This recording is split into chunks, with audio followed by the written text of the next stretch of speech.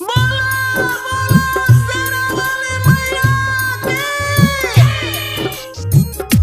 आप सुन रहे हैं मैथिली स्टेशन से छोड़ के जखनी जइबो मैया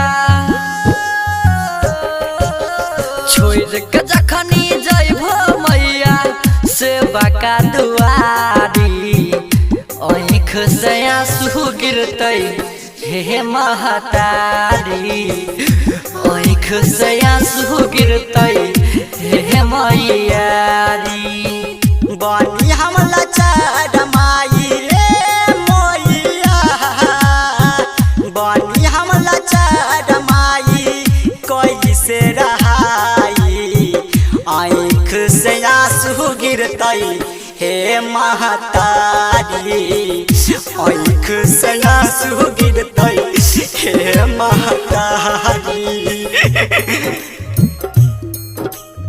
पीएसटी मनोरंजन फिल्म्स विधान बाजार समस्तीपुर म्यूजिक डायरेक्टर डीजे गोपी राज।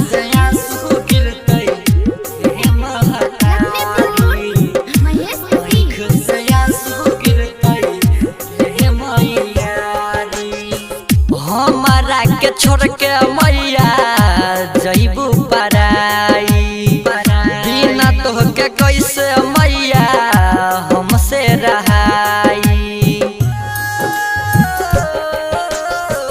हमारा के छोड़ के मैया जइबू पराई बिना तुझसे कैसे मैया हमसे रहाई कहीं से के करबा मैया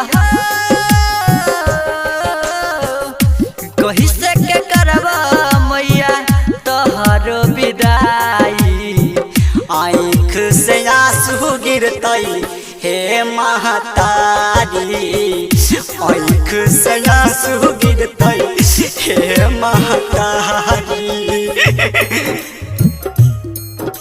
अभी आप सुन रहे हैं मैथिली स्टेशन से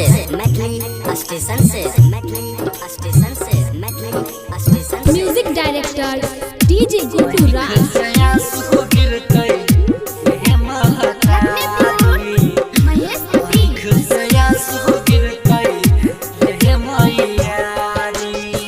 भगती में लागल रहे असतो सराज हो जाई के खबरिया सुनी बिगड़ल बहाल हो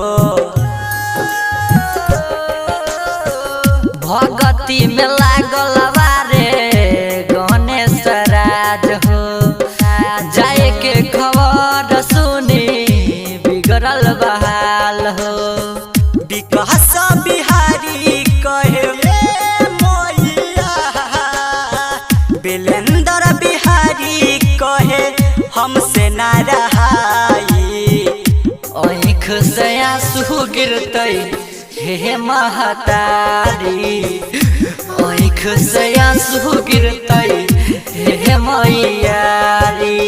पीएसटी मनोरंजन फिल्म्स विधान बाजार समस्तीपुर।